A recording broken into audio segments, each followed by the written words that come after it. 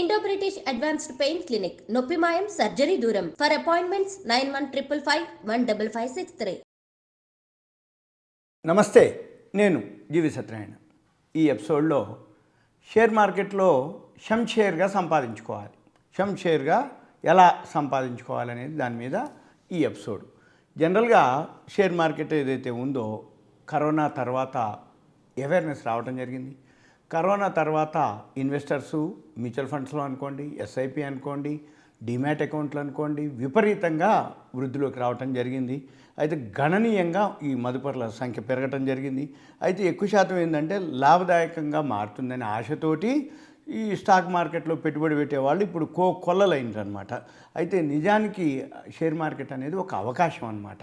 దాన్ని ఎలా చేయాలి, ఏం చూడాలి, ఎలా చేయాలి అనే దాని మీద ఇప్పుడు తగిన కనుక జాగ్రత్తలు కనుక తీసుకుంటే ఇది షేర్ బిజినెస్. అయితే అత్యాశకు పోయినా లేకపోతే ఇంకేదైనా జరిగితే అధపాతాళానికి కూడా నెట్టేయడం జరుగుతుంది షేర్ మార్కెట్. అయితే ఈ మన షేర్ మార్కెట్లో కరోనా తర్వాత మదుపర్ల సంఖ్య గణనీయంగా పెరిగింది. ఎన్ఎస్డిఎల్, సిడిఎస్ఎల్, డిమ్యాట్ అకౌంట్లే చెప్తున్నాయి క్రోర్స్కి వెళ్ళిపోవటం జరిగింది. అయితే ఈ లాభదాయకంగా ఉంది కాబట్టి అందరూ కూడా పెట్టుబడి పెడుతున్నారు. అయితే ఈ దీనికి మనం ఏం చేయాలి అంటే దీని మీద కొంచెం అవగాహన కల్పించుకోవాలి. అయితే ఈ ఆర్థిక వ్యవస్థ ఏదైతే అంటే గవర్నమెంట్ పాలసీలు అనుకోండి, గవర్నమెంట్ స్టెబిలిటీ అనుకోండి, ఇప్పుడు 3 టర్మ్స్ నుంచి ఒకటే గవర్నమెంట్ ఉంది కాబట్టి వాళ్ళకి టైం ఇవ్వటం, వాళ్ళు ఏదైతే ఉందో ఆర్థిక వ్యవస్థకు సరిపోను ఏం చేస్తున్నారు అనే దాని మీద ఎక్కువ శాతం ఈ పెరగటం జరుగుతుంది. ఏది మదుపర్ల సంఖ్య. అయితే దీంట్లో ఏవైతే అవకాశాలు ఉన్నాయో, రిస్కులు ఏమున్నాయో తెలుసుకొని మనము చేయాలి. ఇప్పుడు ఇవి మనం ఈ ఎపిసోడ్లో డిస్కస్ చేయడం జరుగుతుంది. అయితే జనరల్గా ఏంటంటే షేర్ మార్కెట్లో మాత్రం బాగుంటుంది, కానీ అందరూ భవిష్యత్తు కోసం పొదుపు చేయటం అనేది సర్వసాధారణం. అయితే ఇప్పుడున్న ఆర్థిక పరిస్థితుల్లో పొదుపు అనేది ఇంకా అవసరం. అయితే అటువంటిది ఈ ద్రవ్యోల్బణం అనేది ఒకటి ఉంటుంది. అంటే ధరల యొక్క పెరుగుదల. ధరలు కనుక పెరిగితే ద్రవ్యోల్బణం పెరిగింది, ఇన్ఫ్లేషన్ అంటాం. ధరలు కనుక తగ్గితే అంటే మనం కొనుక్కునే వస్తువులు, తినేవి, తాగేవి ఏవైతే ఉన్నాయో అవన్నీ కనుక ధరలు తగ్గితే ఇన్ఫ్లేషన్ తగ్గింది. ఆ డేటా తర్వాత ఏమవుతుంది, ఇప్పుడున్న ఏదైతే ద్రవ్యోల్బణం అంటే ఏంది రోజు రోజుకు పెరిగిపోతూ ఉంటుంది. అంటే మనకి ఏదైతే వడ్డీ వస్తుందో అంటే డిపాజిట్ అనుకోండి, ఫిక్స్డ్ డిపాజిట్ బ్యాంక్లో కానీ పోస్ట్ ఆఫీస్లో కానీ ఎవరికైనా వడ్డీకి ఇస్తే ఎంత వడ్డీ వస్తుంది, ఆ వడ్డీకి ద్రవ్యోల్బణం ఎంత ఉంది, అది పోని మిగిలింది మనకు మిగిలినట్టు. ఒక 100 రూపాయలు కనుక మనం సేవింగ్స్ చేస్తే 7%, 8% వడ్డీ వస్తే ద్రవ్యోల్బణం కూడా అంతే ఉంటే మనకేమీ లేదు, మన పైసలు జీరో అన్నట్టే, సంపాదన లేదు అని అర్థం. అయితే మనం ఏం చేయాలిగా, దాన్ని అనుగుణంగా ఏదైతే ఉందో కొన్నేళ్ల తర్వాత దాని యొక్క విలువ పడిపోద్ది అనమాట. అంటే 100 రూపాయలు అట్లనే ఉంచినా దాని యొక్క విలువ ఏముండదు, అంటే మైనస్లోనే ఉంటుంది. అంటే వస్తువు విలువనే పెరుగుతుంది. ఈ షేర్ మార్కెట్ ఏదైతే ఉందో రియల్ కంటెంట్ కాన్సెప్ట్ ఏంటిదంటే, ఒక కంపెనీ ఏదైతే ఉందో టాటా అనుకోండి, రిలయన్స్ అనుకోండి, సుందరం అనుకోండి, బిర్లాల్ అనుకోండి, వాళ్ళ యొక్క కంపెనీ ఏం పని చేస్తుంది, ప్రోడక్ట్ కానీ సర్వీస్ కానీ అది ఎన్నేళ్ల నుంచి ఉంది, ఆ కంపెనీ గ్రోత్ ఉంది, అది సంపాదిస్తుంది, ఒక బ్రాండ్ ఉంది, వాళ్ళు సంపాదిస్తున్నారు. కాబట్టి మనకు ఆ అవకాశాల కోసం మనం ఏం చేస్తున్నాం, అందులో కూడా మనం పెట్టుబడి పెడితే ఆయన సంపాదించుకునే భాగంతో పాటు మన భాగానికి కూడా లాభం వస్తుంది. అంటే ఆయన లాభం వచ్చినప్పుడు ఆ కంపెనీకి ఆ భాగం మనకు కూడా వస్తుంది అనమాట. అది సింపుల్గా వాటా అంటే ఏంటిది. అయితే ఇక్కడ ఏం జరుగుతుంది, తాత్కాలిక లాభాల కోసం, తాత్కాలిక ఆశల కోసం, తాత్కాలిక ఆశ పోయి మన వాళ్ళు ఎక్కువ శాతం జరుగుతుంది. కానీ షేర్ మార్కెట్లో లాంగ్ టర్మ్ ఉన్న వాళ్ళకి ఎప్పుడు కూడా వచ్చే లాస్ లేదు. ఎందుకంటే ఎప్పుడో ఒకసారికి పడ్డా కానీ మళ్ళీ పెరిగే అవకాశాలే ఉంటుంది. అయితే మనం చూడవలసింది ఏంటి, అది ప్రోడక్టా సర్వీసా, ఆ ప్రోడక్ట్ ఎటువంటిది, సర్వీసు అనేది చూడాలి. అయితే జనరల్గా ఏం జరుగుద్ది అంటే ఎప్పుడైనా కానీ మనం ఏదైతే సంపాదిస్తామో అందులో ఎంతో కొంత భాగం షేర్ మార్కెట్లో పెట్టుబడి పెట్టాలి. అయితే ఇవన్నీ పెట్టుబడి పెట్టిన తర్వాత ఈ షేర్ మార్కెట్ ఏదైతే ఉందో అది అవకాశాలు కూడా ఉంటుంది, రిస్క్ ఉంటుంది. అయితే మనం ఏం చేయాలి, ఎప్పుడైనా జరిగినప్పుడు నష్టభయాలు కూడా ఉంటాయి. అంటే ఇప్పుడు కరోనా ఉంది, కరోనా ముందు బాగా పెరిగింది, కరోనా అప్పుడు బాటంకి వచ్చింది. అంటే 100 రూపాయలు వస్తువు 10 రూపాయలు 15 రూపాయలు పడిపోయినాయి. అంటే అంత శాతం పడ్డది. మళ్ళీ తర్వాత ఏమైంది, ఇంకా ఆ రేట్లు లేవు, ఆ ఇండెక్స్ లేదు, ఆ సెన్సెక్స్ లేదు. అప్పుడు ఇన్వెస్ట్ చేసిన వాళ్ళకి మళ్ళీ మంచి పైసలు వచ్చినాయి. కొన్ని రెట్లు అనమాట. ఇవన్నీ కూడా అవకాశంతో ఉంటుంది, రిస్క్ కూడా ఉంటుంది. అయితే వీటన్నిటికి కూడా మనకంటూ వ్యూహాత్మక వైఖరి ఉండాలి, నైపుణ్యం ఉండాలి, వేచి చూసే ఓపిక ఉండాలి. ఉన్న వాళ్ళకే ఇవన్నీ కూడా ఒక పెట్టుబడి వేదిక అనమాట. అయితే ఈ 2025లో ఇప్పుడు మనం ఏదైతే ఎంటర్ అవుతున్నామో మనం ఎలా చేయాలి ఏం చేయాలి అనే దానికి ఎవరైతే ఫస్ట్ వస్తారో వాళ్ళు మొత్తం సొమ్ముని పెట్టకుండా వాళ్ళు ఎంతైతే సంపాదిస్తారో దానిలో కొంత భాగం సేవింగ్స్ కింద ఏదైతే ఉంచుదామనుకున్నారో ఆ సేవింగ్స్ కింద ఏదైతే ఉంచుతారో దాన్నే మనము షేర్ మార్కెట్కు పెట్టాలి. మళ్ళీ కొంత క్యాష్ రూపంలో కూడా ఉంచుకోవాలి, ఏదైనా అవసరం పడితే మళ్ళీ దాన్ని వాడుకునేటట్టుగా. అయితే ఇవన్నీ కూడా ఎలా ఉంటుంది అంటే మన పని ఏదైతే అంటే సపోజ్ ఇప్పుడు స్టూడెంట్స్ ఉంటారు, ఎడ్యుకేషన్ వరకు తల్లిదండ్రుల మీద ఆధారపడతారు. ఎప్పుడైతే ఎడ్యుకేషన్ అయిపోయిందో క్యాంపస్లో జాబ్ వచ్చేస్తుంది, క్యాంపస్ సెలక్షన్, అప్పుడేమంటే వీళ్ళకి ఇన్కమ్ కనబడుతుంది. ఎప్పుడైతే ఇన్కమ్ వచ్చేసిందో వాళ్ళు షేర్ మార్కెట్లోకి పొదుపు చేయాలని లేకపోతే తొందరగా రావాలని. ఈ మధ్యకాలంలో F&O అయితే మాత్రం బాగా లాస్లు అనమాట. అంటే 100లో 90 మందికి F&O చేసే వాళ్ళందరికీ లాస్ అవుతుందని చెప్పేసి, అంటే ఈ కొత్తగా వచ్చేవాళ్ళు మాత్రం అవేర్నెస్ ఉండాలి. అవేర్నెస్ లేని వాళ్ళే పోగొట్టుకోవడం జరుగుతుంది. అంటే అవగాహన లేకపోవటం, అంటే వాళ్ళ కాడ పైసలు రాగానే వాళ్ళ ఫ్రెండ్స్ అనో ఎవరో ఒకళ్ళు షేర్ మార్కెట్ చేస్తున్నారు, F&O చేయి, ఆప్షన్స్ చేయి, నీకు తొందరగా వచ్చేస్తాయి అని చెప్పేసి అనటం. నీకు ఆ గురువారం రోజు ఎక్స్పైరీ రోజు బాగా పైసలు వస్తాయి, నువ్వు రిస్క్ తీసుకుంటే రిస్క్ అంటే 10,000 పెట్టినావు లేకపోతే 1,000 పెట్టినావు, వస్తేనో 10,000 వస్తాయి, 1000కి 10 రెట్లు 5 రెట్లు కూడా వస్తాయి, లేదు అంటే అవి వెయ్యిపోతాయిలే అనటం. ఇంకా అట్లా చేయటం, చివరికి పోగొట్టుకునే వాళ్ళు ఎక్కువయ్యారు తప్ప దాని మీద అవగాహన లేక. అయితే చివరికి ఏం చేయాలి ఎట్లా చేయాలి అనేవాళ్ళు కొత్తగా ఎవరైతే వస్తారో వాళ్ళు అధ్యయనం చేయాలి.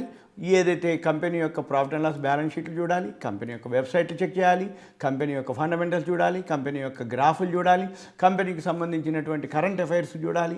కంపెనీ అంటే ఆర్డర్స్ ఉన్నాయా లేవా, సబ్సిడీలు ఉన్నాయా లేవా, గవర్నమెంట్ పాలసీలు ఉన్నాయా లేవా, అవన్నీ మనం చూడాలి. అయితే ఇవన్నీ కూడా చేయకుండా ఏం చేయాలి, ఫస్ట్గా ఎవరైతే ఉన్నారో వాళ్ళు మ్యూచువల్ ఫండ్స్లో ఇన్వెస్ట్ చేయొచ్చు ఫస్ట్ మొట్టమొదట. లేదు అంటే ఈటీఎఫ్లు అని ఉంటాయి, ఎక్స్చేంజ్ ట్రేడెడ్ ఫండ్స్. అవి మామూలు ఈటీఎఫ్లు ఉంటాయి, గోల్డ్ బీస్ అంటారు, నిఫ్టీ బీస్ అంటారు. గోల్డ్లో కానీ నిఫ్టీలో కానీ చేయొచ్చు. తర్వాత మళ్ళీ ఈ గోల్డ్ ఈటీఎఫ్లు, సిల్వర్ ఈటీఎఫ్లు ఉన్నాయి, వాటిల్లో కూడా మనము చేసుకోవచ్చు. మామూలు గవర్నమెంట్ ఈటీఎఫ్లో మళ్ళీ చాలా రకాలు ఉంటాయి, అవన్నీ మళ్ళీ ఇంకో వీడియోలో మ్యూచువల్ ఫండ్స్ ఈటీఎఫ్ల గురించి మనం డిస్కస్ చేయొచ్చు. అయితే ఈ జనరల్గా డీమ్యాట్ అకౌంట్ ఒకటి ఓపెన్ చేయాలి. ఈ డీమ్యాట్ అకౌంట్ ఓపెన్ చేస్తే ఆ బ్రోకర్లు కూడా వాళ్ళు వెబినార్లు కండక్ట్ చేస్తారు, సెమినార్లు కండక్ట్ చేస్తారు. ఈ వెబినార్లు సెమినార్లు కండక్ట్ చేసి మనం అటెండ్ అవ్వాలి. అయితే వాళ్ళు కూడా కొన్ని గైడ్ చేస్తారు. మనం కొంత అవగాహన కల్పించుకున్నాకే పెద్ద మొత్తం కొట్టాలి. అప్పటి వరకు చిన్న మొత్తాలతోటే మనము స్టార్ట్ చేయాలి. ఇప్పుడు 250తో కూడా స్టార్ట్ చేయొచ్చు. ఇప్పుడు జీవో వస్తుంది, అది ఇంకో వీడియోలో చెప్తాను. 250 రూపాయలు కూడా మనము ఇన్వెస్ట్ చేసుకుంటూ పోవచ్చు. అయితే కంపెనీ యొక్క క్వార్టర్లీ రిజల్ట్స్ మనం అబ్జర్వ్ చేస్తుండాలి. ఎప్పుడో కరోనా మాదిరి ఎప్పుడో ఒకసారి భూములు వస్తాయి, స్కామ్లు వస్తాయి. ఇప్పుడు సపోజు కరోనా టైంలో మార్కెట్ బాగా పడిపోయింది, అప్పుడు వాల్యూ ఉన్న షేర్స్ కూడా పడతాయి. అప్పుడు అటువంటివి భయపడకుండా మనం వాల్యూ ఉన్నటువంటి షేర్లని గుర్తుపెట్టుకొని మళ్ళీ అవి చేసి చేయాలి. మార్కెట్లో రెండే, అత్యాశ, భయం అనేది ఉంటుంది. గ్రీడ్, ఫియర్ అంటారు. ఈ గ్రీడ్ అంటే ఏంటి, ఆశ, అత్యాశ, దురాశ. భయం అతి భయం అంటే ఏంది, కొనేటప్పుడు ఆశ అత్యాశకి అమ్మరు, దురాశ వచ్చేదాకా అంటే ఇంకా పెరుగుతుంది అని ఉంచుతారు. లేదు బాగా పెరిగినాక కొనుక్కుంటారు. పడిపోయేటప్పుడు ఇక భయం అయిపోతుంది, ఇక మొత్తం అమ్మేస్తారు. తర్వాత పెరిగినప్పుడు వీళ్ళ దగ్గర షేర్లు ఉండవు, అనవసరంగా అమ్మినా, నేను కొనగానే తగ్గింది, నేను అమ్మినాక పెరిగింది అని అనుకుంటారు. ఇవన్నీ కూడా అవగాహన లేకపోవటం.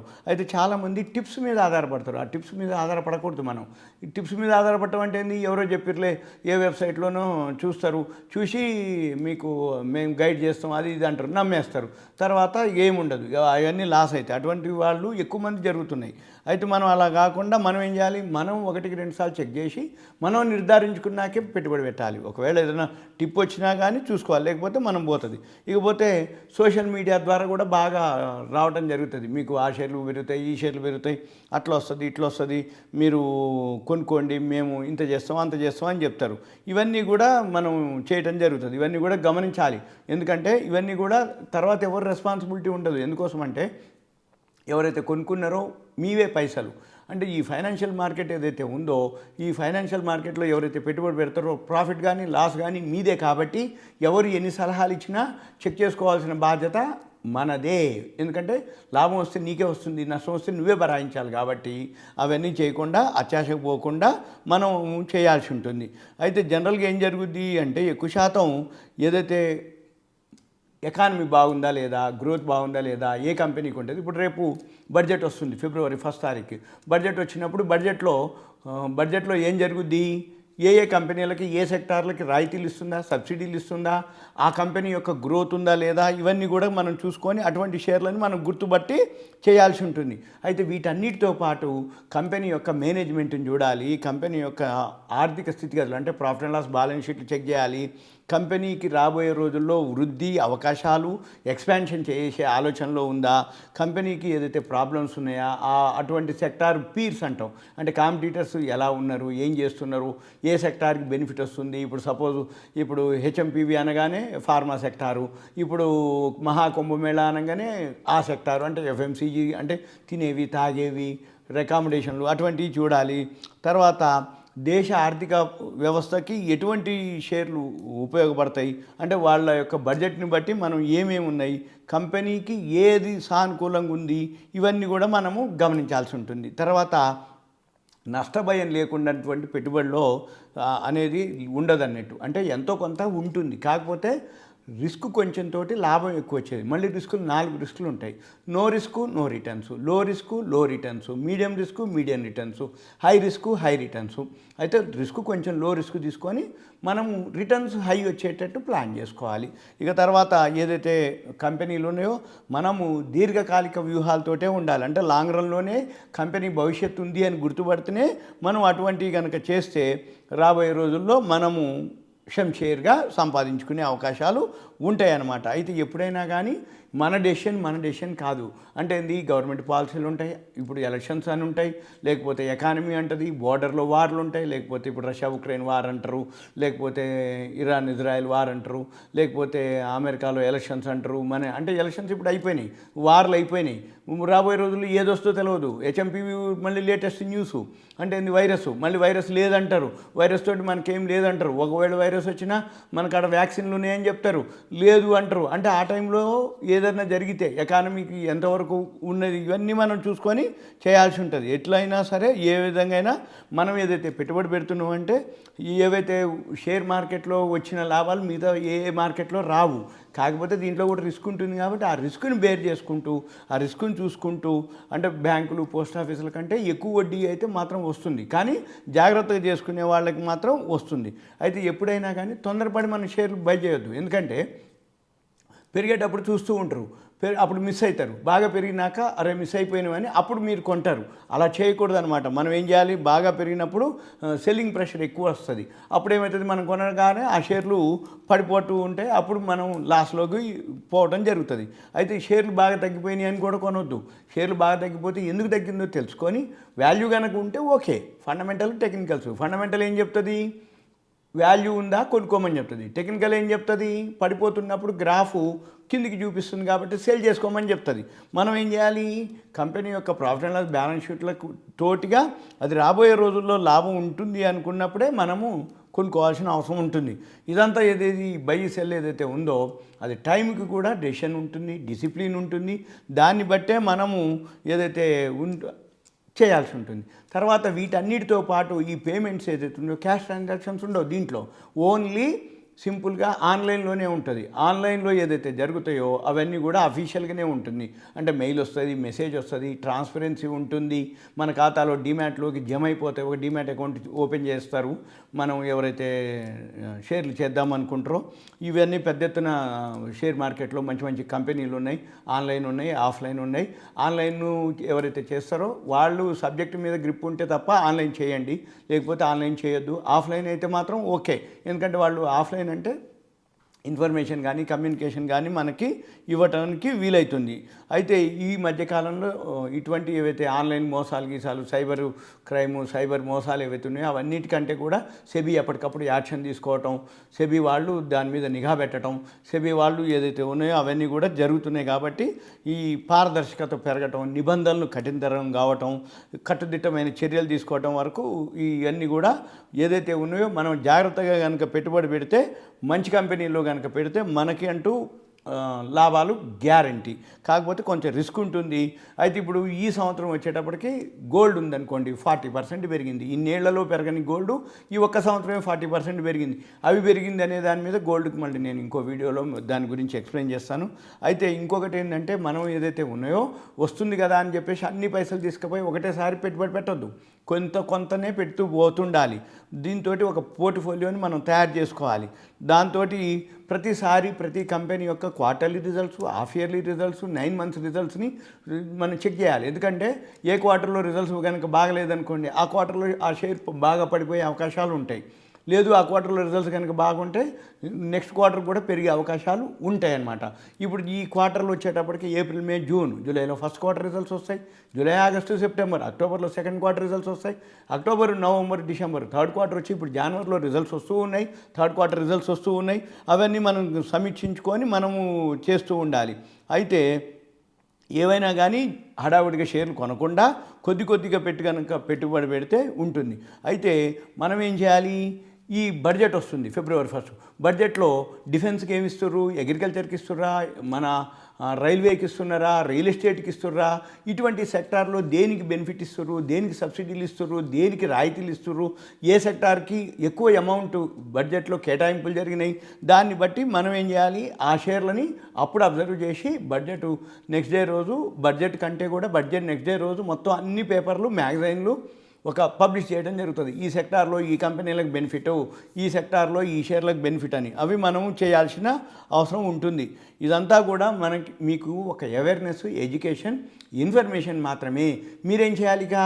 ఇంకా మీకు ఏదైనా డౌట్స్ కానీ, ఈ షంషేర్గా మనం ఉండాలి, మార్కెట్లో ఎప్పుడూ ఉండాలి, దీనికి రిటైర్మెంట్ లేదు, జీవితకాలం మనం ఉండాలి, సంపాదించుకోవాలి, ఇది కూడా ఒక బిజినెస్ మాదిరి చేయాలి అని అనుకుంటే దయచేసి మీరు కాల్ చేయవద్దు. మీ పేరు, ఏరియా, వాట్సాప్ మెసేజ్ పెట్టాలి. కంటెంట్ రూపంలో మెసేజ్ పెడితే నేను వీలు చూసుకొని మనం డిస్కస్ చేయడానికి వీలవుతుంది. Thank you. సెలవు.